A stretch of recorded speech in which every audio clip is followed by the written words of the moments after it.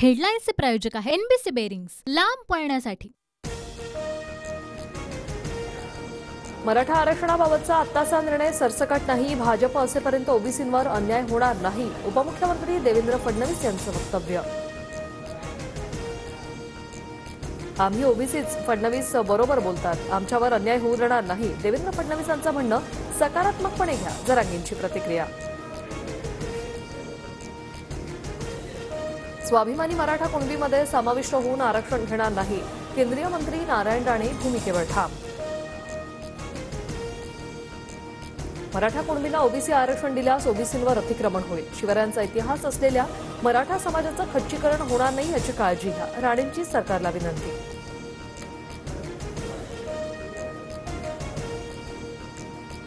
ओबीसीत मागच्या दारानं घुसखोरी सुरू, ओबीसींचं आरक्षण संपवलं जात आहे, मी ओबीसींची लढाई लढणारच, मंत्री छगन भुजबळ यांची भूमिका।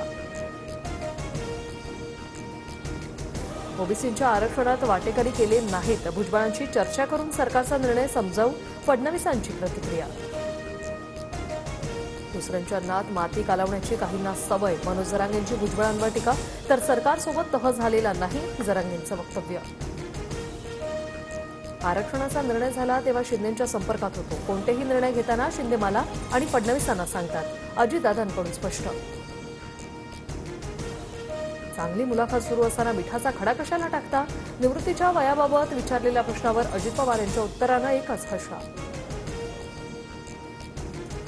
राजकीय जीवनात दोन मोठी संकटं माझ्यावर आली, मात्र मतदारांनी दाखवलेला विश्वास आणि जनतेच्या पाठिंब्यामुळे संकटातून सुखरूप बाहेर पडलो, भावना व्यक्त करताना मंत्री मुश्रीफांना भर मंचावर रडू कोसळलं।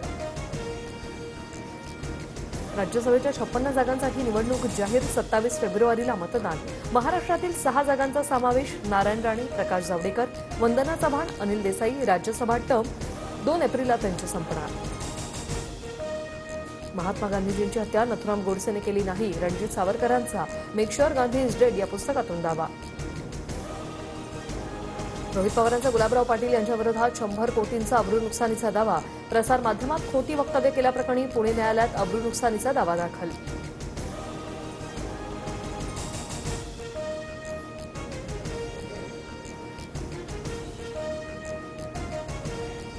हेडलाईन्सचे प्रायोजक आहे एनबीसी बेरिंग्स, लांब पळण्यासाठी।